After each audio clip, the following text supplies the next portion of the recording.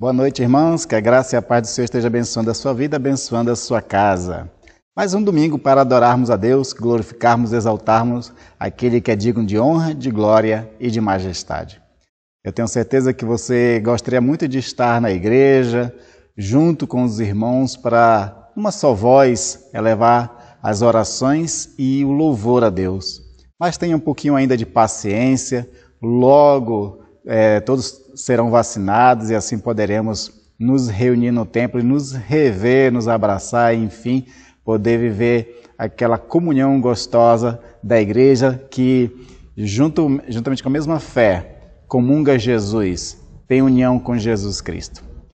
Hoje, esse domingo é o domingo do Pentecostes, então é um domingo especial, 50 dias após a morte de Jesus Cristo, relembrando ali o fato que Jesus entregou sua vida por cada um de nós, e dentro das comemorações judaicas, hoje, 50 dias depois, se comemora o dia do Pentecostes. E o dia do Pentecostes é muito importante para a história da igreja, para a nossa lembrança, mas principalmente para que a gente continue buscando o mesmo ideal, porque o Pentecostes representou para a igreja cristã a descida do Espírito Santo, né? E por conta dessa descida do Espírito Santo é que o Espírito Santo está na igreja, atuando por meio da igreja, consolando, confortando, ensinando a igreja, conduzindo ela na missão. Então, nada mais do que propício de nós falarmos do Espírito Santo, que é o nosso tema da escola dominical. Hoje nós iniciamos na escola dominical uma série de estudos falando sobre o Espírito Santo. Então, se você não tem acessado nossa escola dominical online, nas páginas da nossa igreja, tanto no YouTube quanto no Facebook, vá lá, procure, que nós estamos começando essa série. Hoje foi uma grande introdução para podermos começar a falar desse assunto tão importante que é a vida do Espírito Santo, a pessoa e obra do Espírito Santo nas nossas vidas, na vida da igreja e como é que ele atua no mundo hoje.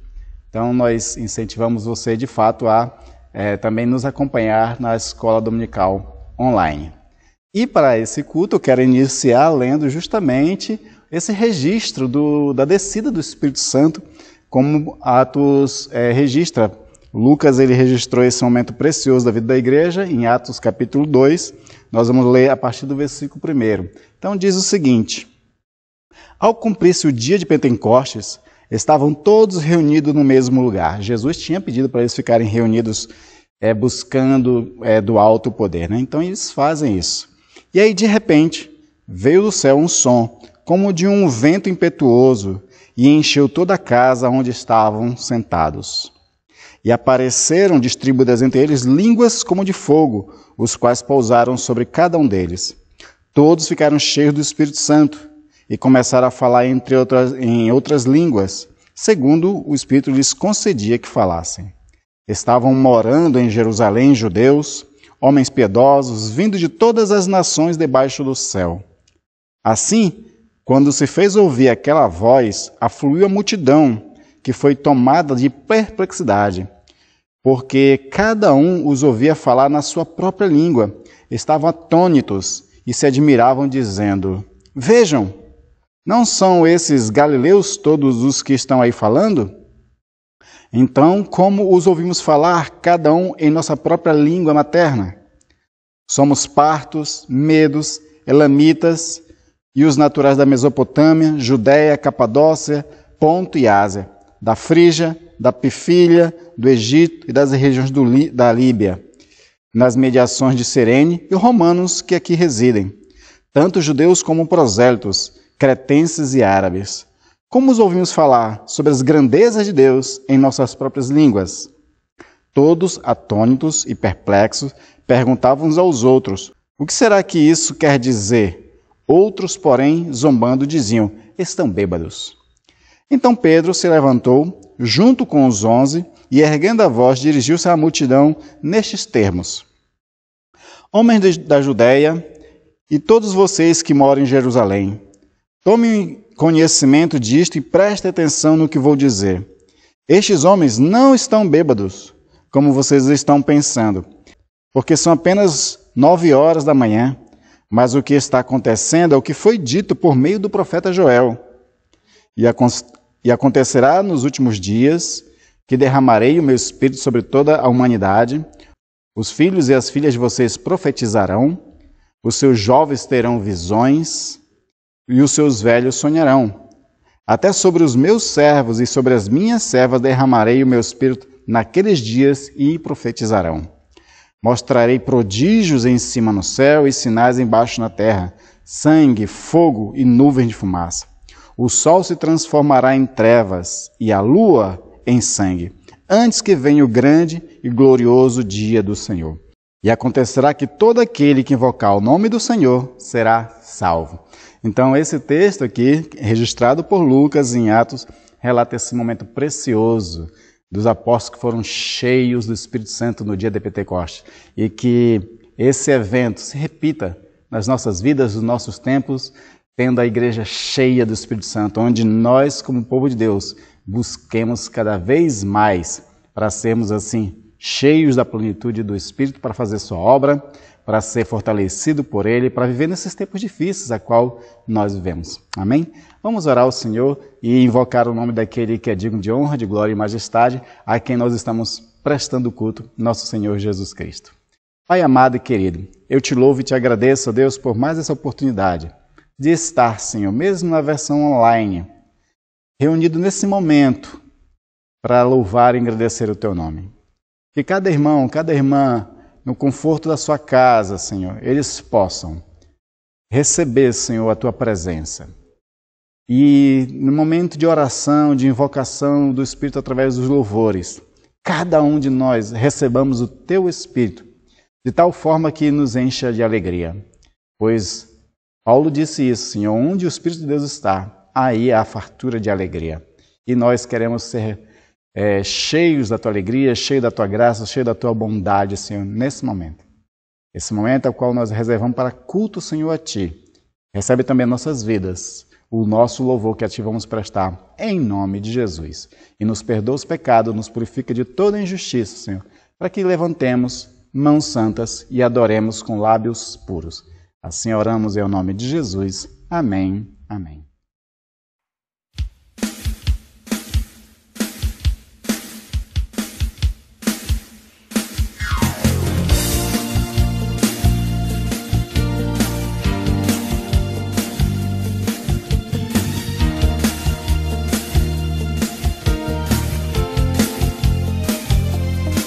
Os que confiam no Senhor são como os montes de Sião, que não se abalam, mas permanecem para sempre.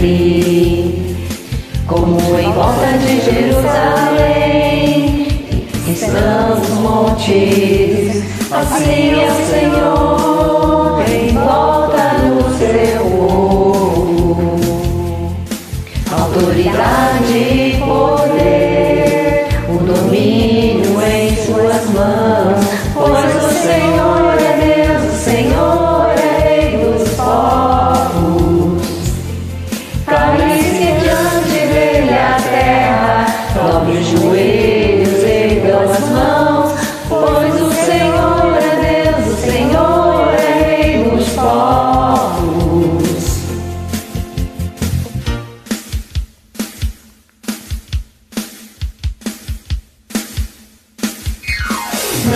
Não dá, sem Jesus não dá. Não dá, sem Jesus não dá pra viver. Não dá, sem Jesus não dá pra viver. Não dá, sem Jesus não dá. Não dá, sem Jesus não dá. Não dá, sem Jesus não dá pra viver. Não dá, sem Jesus não dá pra viver. Não dá, sem Jesus não dá. Que confiam no Senhor são como os montes de Sião, que não se abalam, mas permanecem para sempre. Como em volta de Jerusalém estão os montes, assim é o Senhor em volta do seu povo.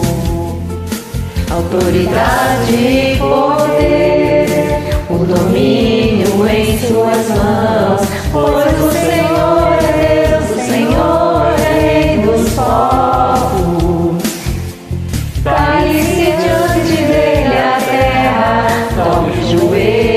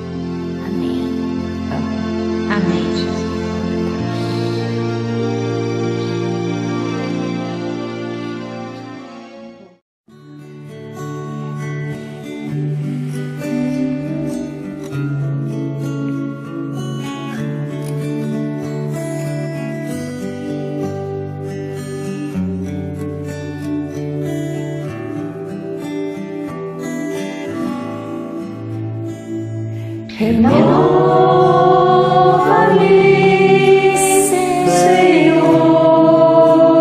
Jesus. Já não quero ser igual.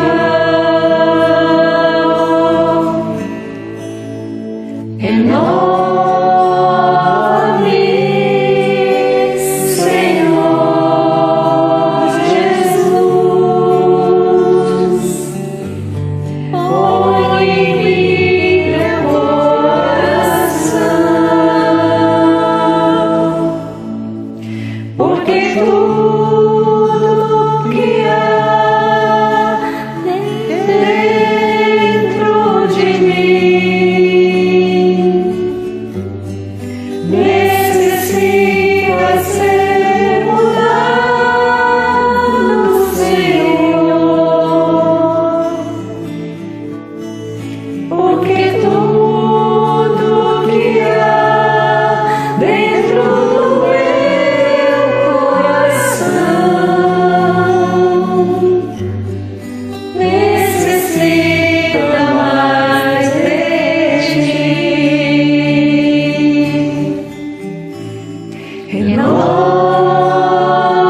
Renova-me, Senhor Jesus. Já não quero ser igual.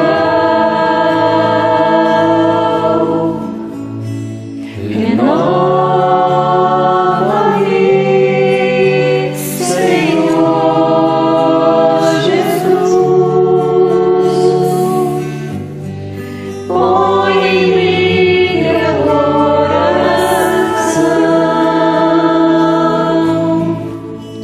porque tudo que há dentro de mim necessita ser mudado, Senhor,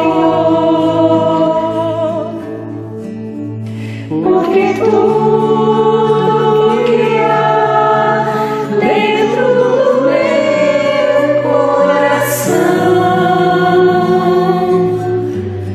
necessita mais de ti, porque tudo que há dentro de mim necessita ser mudado, Senhor, porque tudo que há dentro do meu coração necessita mais de ti.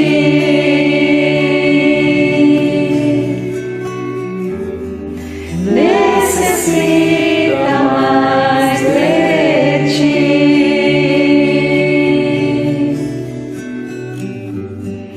Necessita mais de ti.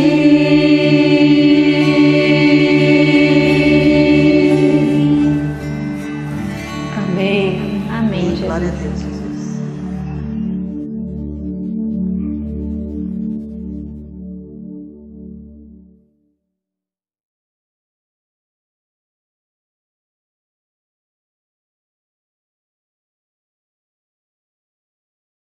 Glória a Deus. Depois de adorarmos o Senhor, vamos meditar na palavra do Senhor. E para o tema de hoje eu gostaria de falar um pouco sobre a oração, a perseverança na oração e que juntamente com a oração a gente espere a justiça de Deus. Para basear a nossa reflexão, quero começar com o texto do Salmo 109, versículo 4, onde diz o seguinte: Em paga do meu amor me hostilizaram, eu, porém, oro. O salmista, ele termina de uma forma muito interessante essa pequena porção da Sagrada Escritura falando: eu, porém, oro. Que todos nós, diante de situações difíceis ou em tempo de paz, a gente seja sempre encontrado em oração ao Senhor. Vamos orar pedindo dele que a voz dele se faça ouvir em nossas mentes e corações e que a sua palavra nos edifique e nos fortaleça nessa noite. Em nome de Jesus, vamos orar. Pai querido, eis a porção das Sagradas Escrituras, Senhor, a qual lemos e a partir dela meditarmos. E, Senhor, gostaríamos de ouvir a tua voz, gostaríamos de ouvir, Senhor, a tua direção, falando conosco, Senhor, através das Sagradas Escrituras. Que elas nos edifiquem, que elas nos fortaleçam, Senhor, que ela aumente a nossa fé e que possamos, ó Deus, através da tua palavra também receber a direção e a luz para a nossa caminhada nesse mundo, em confiança e em fortaleza, Senhor, em ti. É em nome de Jesus que nós pedimos que tu fale conosco, Pai, e em nome de Jesus nós te glorificamos e te exaltamos. Amém, amém. Jesus, certa vez, ele contou aos discípulos uma parábola para mostrar-lhes que eles deviam orar sempre e nunca desanimar. Então disse ele essa parábola, dizendo: havia numa cidade um juiz que não temia a Deus, nem se importava com as pessoas. Uma viúva naquela cidade vinha a ele com frequência e dizia: faça-me justiça contra o meu adversário. Por algum tempo, o juiz não lhe deu atenção, mas por fim disse a si mesmo: não temo a Deus e não me importo com as pessoas, mas essa viúva vive me irritando. Vou lhe fazer justiça, pois assim me deixará, e não me importunará mais. Aí então o Senhor disse aos discípulos: aprendam a lição com o juiz injusto. Acaso Deus não fará justiça aos seus escolhidos que clamam dia e noite a Ele? Continuará a adiar sua resposta, Deus, por acaso? Eu afirmo que Ele lhes fará justiça e rápido. Esse texto se baseia lá em Lucas, capítulo 18, versículo de 1 a 8. Nessa parábola, Jesus está ensinando que mesmo diante da injustiça que existe no mundo, nós temos que confiar naquele que é o justo, naquele que atende à oração do seu povo. E se um juiz injusto do mundo ouviu com muita importunação as petições de uma viúva, nós que somos justificados em Cristo Jesus, nós podemos também nos elevar em oração a Deus e esperar que Ele faça a justiça. E é exatamente isso que está fazendo o salmista no Salmo 109. O Salmo 109 é um salmo muito interessante. A origem desse salmo se baseia num momento difícil em que o salmista vivia. Ele tinha muitos amigos e esses amigos, inclusive, eram juízes. Só que esses amigos juízes se voltaram contra ele. Esses amigos juízes, eles aceitaram calúnias, difamações contra o salmista e começaram a julgar o salmista de forma injusta. E é quando o salmista resolve buscar a justiça da parte de Deus. Então esse texto que nós lemos do versículo 4 se refere a esse momento em que ele se volta agora para Deus, pedindo essa justiça. Então ele diz assim: em paga do meu amor. Em outras versões dizem: em paga da minha amizade. Assim mesmo eles me hostilizam, assim mesmo eles praticam injustiça contra mim. Qual é a reação do salmista diante dessas injustiças, diante dessa indiferença, diante até dessa traição de amizades a qual o salmista tinha? Ele ora ao Senhor. Ele busca no Senhor. Então, essa ideia que o salmista traz para nós é muito importante, porque o nosso último recurso sempre vai ser Deus diante de todas as situações que nós vivemos na vida.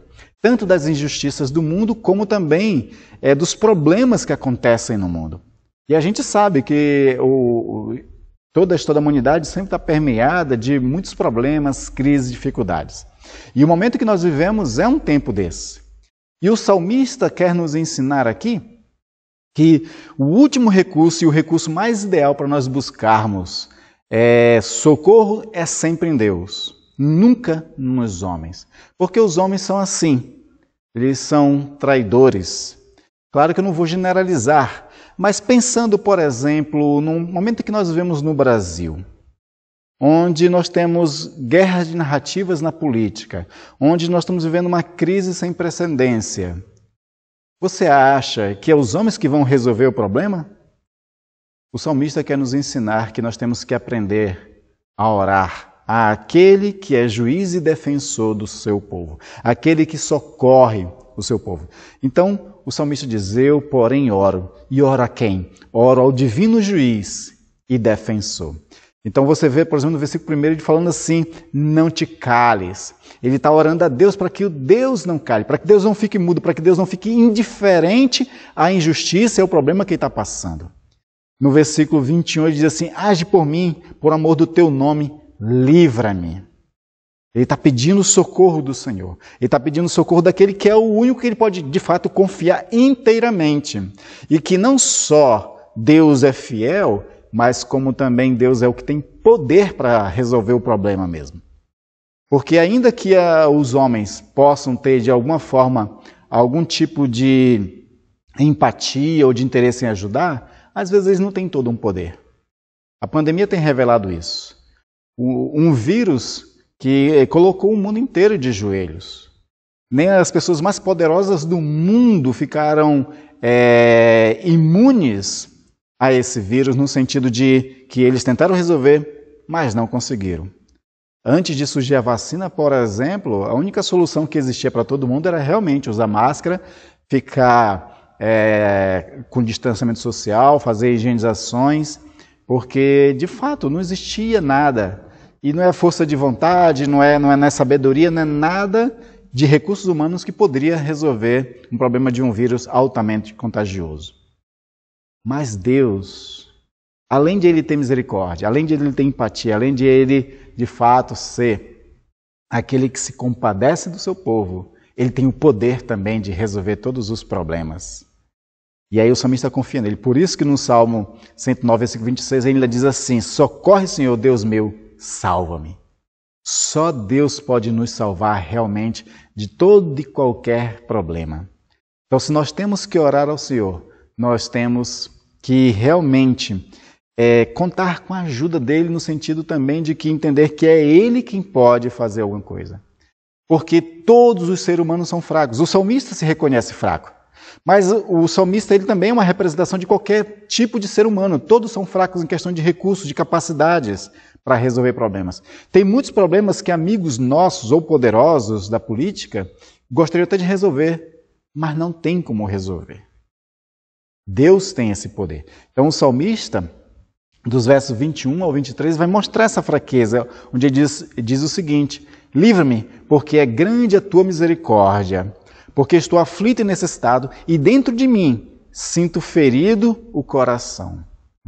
Ele estava ferido o coração dele por conta da traição desses juízes que eram amigos dele. Mas ele diz assim, vou passando como sombra que declina. Essa parte final do versículo 23 revela qual é a verdadeira condição de todo ser humano. É como uma sombra que se declina. Todos nós somos como uma erva e como uma flor da erva, que hoje, um dia ela nasce, brota, e no dia seguinte ela seca, murcha e morre. Nós somos fracos. A natureza do ser humano é de pó. Essa expressão bíblica, tanto a referência de uma flor da erva como de ser pó, são referências bíblicas para falar do que é esse ser humano, do que é feito o ser humano. O ser humano é feito de uma certa fraqueza que ele não pode fazer de fato muita coisa. Então eu, porém, oro, o salmista está dizendo, mas ele ora ao divino juiz, ao defensor, aquele que socorre. Então, depois que ele entende que é a Deus que ele pode buscar socorro, diante de qualquer momento de angústia, aflição, de injustiça, que é o caso que está vivendo, então ele ora àquele que tem misericórdia mais do que ele mesmo. Porque uma coisa que é muito interessante é que diante da injustiça sofrida, é natural que qualquer pessoa fique magoada, ressentida, e nessa mágoa, nesse ressentimento, surge também um pouco de sentimento de vingança, um sentimento de querer, a pessoa fica com sangue nos olhos por estar sofrendo injustiça, principalmente de amigos. Então ele quer que a outra pessoa sofra as consequências dessa traição, dessa injustiça que está passando. E aí o Salmo ele traz para nós essa questão interessante de que o desejo do coração do salmista é que as pessoas que estão sendo injustas com ele sofressem as piores coisas que você pudesse imaginar. Então, por exemplo, ele vai dizer o seguinte: suscita contra ele um ímpio à sua direita e esteja um acusador, ou seja, suscita pessoas para ficar do lado delas também, que façam injustiça com elas também. Se elas estão fazendo injustiça comigo, faz com ela também. Aí ele vai dizer assim, que os seus dias, os dias desses traidores, sejam poucos e tome outro o seu emprego. Ele está pedindo aqui a morte da pessoa. E que ela perca o emprego, que outro ocupe o lugar dela. Ele chega a desejar maldição para os filhos e para a esposa, onde ele diz o seguinte: fiquem órfãos seus filhos, a viúva e sua esposa. Andem errante os seus filhos e mendiguem, e sejam expulsos das ruínas das suas casas. Essa demonstração, na oração aqui do salmista, mostra esse sangue nos olhos de querer uma vingança, querer que Deus traga uma maldição para a vida dessa pessoa. Só que nós temos que entender que Deus, ele é misericordioso. E quando nós clamamos a Deus, fazemos petições ao Senhor de um momento de injustiça, de qualquer situação, nós temos que nos contentar com a resposta que o próprio Deus dá. Deus, ele é misericordioso. Deus, ele é compassivo, assaz, benigno. Isso já estava revelado no Antigo Testamento. Os salmistas falam isso. E para nós cristãos, principalmente porque Jesus traz uma nova face de Deus para nós. Porque os fariseus amedrontavam no seu ensino as pessoas dizendo que Deus ele era só justiça. Mas Jesus revela que Deus é justiça, sim, mas ele é amor, ele perdoa. E aí nós temos que entender essas questões. Diferente do salmista, quando nós entregamos a nossa causa, a situação que nós passamos diante de Deus, as injustiças, a gente coloca elas nas mãos do Senhor, nós temos que nos contentar com a resposta que Ele vai dar, com as escolhas que Ele faz, com a forma como Ele vai fazer as coisas. O que Ele vai fazer e como Ele vai fazer é coisa dele mesmo e nós temos que aceitar isso. Nós temos que nos contentar com a sábia decisão de Deus de como Ele vai responder às nossas orações. No caso aqui do salmista, se Ele, Deus, quiser, por exemplo, perdoar essas pessoas, se Ele quiser transformar essas pessoas, isso é uma grande lição para nós. Jesus ele traz muito essa perspectiva de orar por inimigos, de amar inimigos, de orar, interceder pelos que nos perseguem, de liberar perdão 70 vezes 7, que é uma forma de dizer que nós temos que perdoar infinitamente, porque de fato o nosso coração é assim como o do salmista. O salmista representa-nos. Nós temos um coração igual ao dele mesmo, de querer vingança, de querer que a pessoa sofra a mesma consequência daquilo que nós estamos sofrendo. Mas nós aprendemos com Cristo Jesus que Deus pode querer perdoar pessoas, transformar pessoas, salvar pessoas, e às vezes nos usando para isso. Então, quando você ora ao juiz e defensor, mas também lembra-se que você está orando àquele que é o todo misericórdia, aquele que é assaz benigno, compassivo, perdoador, que ama a tal ponto de entregar o seu Filho unigênito para que todo aquele que nele crê não pereça, mas tenha a vida eterna. O próprio Deus, por ser um Deus de amor, ele diz através dos seus santos profetas de que ele não tem prazer na morte de um ímpio. Às vezes nós, cristãos até, às vezes a gente se regozija porque um pecador morreu como consequência do seu pecado. Esse tipo de sentimento, ele é reprovável por Jesus Cristo. À luz do Novo Testamento, à luz do Evangelho, à luz do Sermão do Monte, esse tipo de pensamentos são reprováveis. Então, nós, quando oramos ao juiz e defensor, nós estamos orando também ao Deus que é misericordioso. E além de orar ao juiz, além de orar ao misericordioso, quando oramos, nós devemos também levantar para Ele votos de louvor e adoração. O salmista, depois de ele colocar toda essa situação, porque assim, esse momento que ele coloca os desejos do seu coração para com seus inimigos, ele está fazendo um desabafo para Deus. Ele é um momento terapêutico na sua oração para com Deus.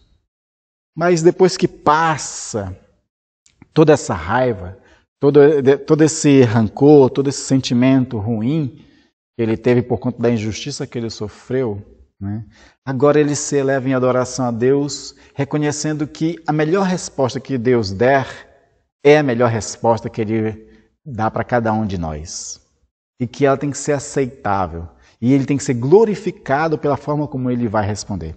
Então ele fala sobre isso no Salmo 109, 30 e 31, dizendo assim: muitas graças darei ao Senhor com meus lábios, louvá-lo-ei no meio da multidão, porque Ele se põe à direita do pobre para livrar dos que lhe julgam a alma. Então ele vai levantar graças ao Senhor, louvar ao Senhor no meio das pessoas. Exaltar a Deus, porque Deus é um Deus de direito. Ele é um Deus que faz justiça. E qualquer outro tipo de ação que Deus fizer como resposta às nossas orações, ela é digna de louvor. Ela é digna de agradecimento.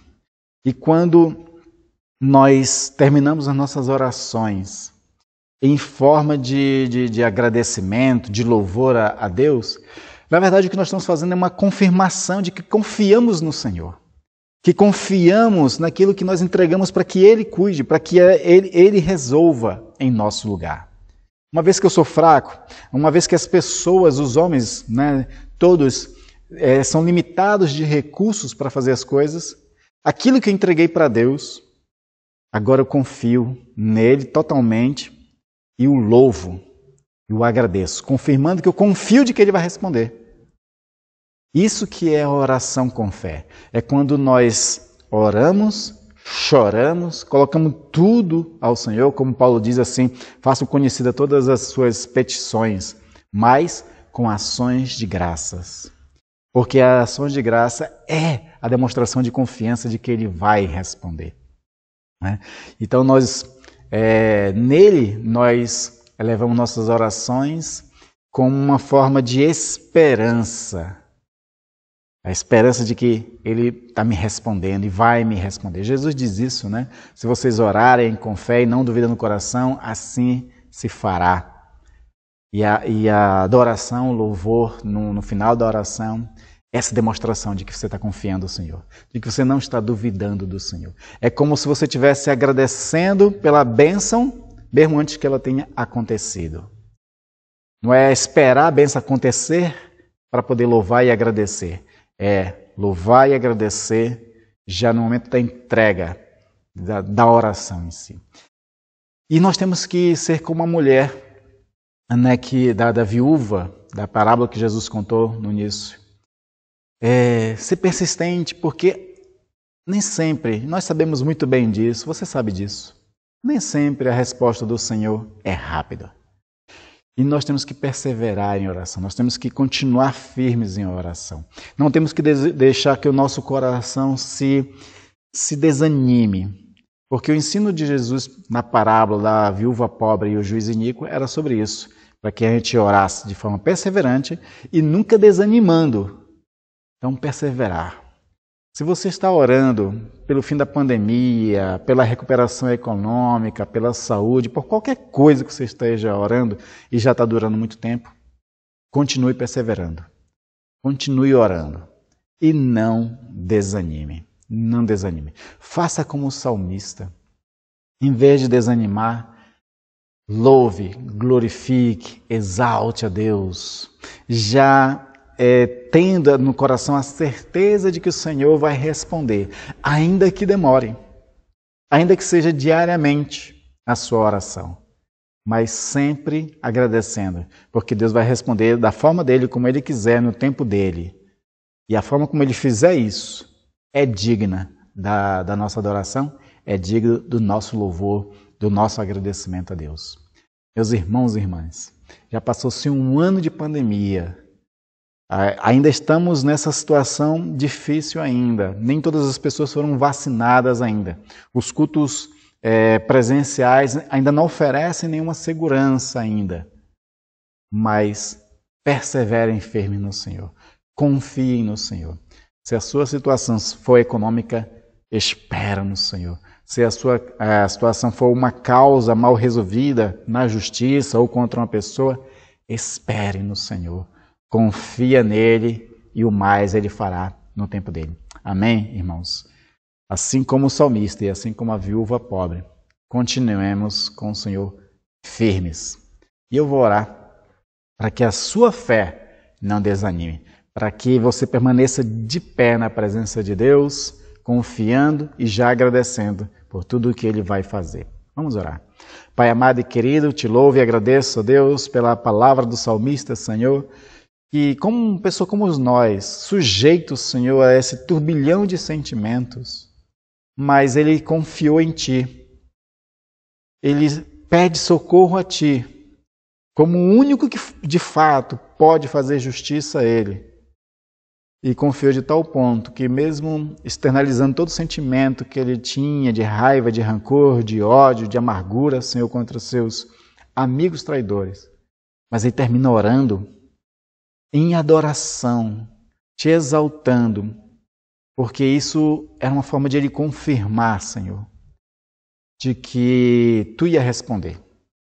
Da mesma forma nós, Deus, quando orarmos, e enquanto oramos, dia após dia, que o nosso coração permaneça firme e que os nossos lábios expressem louvor, demonstrando e confirmando de que nós confiamos na Tua resposta, que temos esperança de que Tu vai dizer sim para nós, ainda que seja no Teu tempo e da Tua forma de resolver as coisas. Porque Tu és sábio, Tu és soberano, Tu és aquele, ó Deus, que se antecipa a todos os eventos futuros. Então Tu sabe o que é melhor para nossas vidas. E nós confiamos no Teu melhor, Senhor. Então somente traz paz ao nosso coração.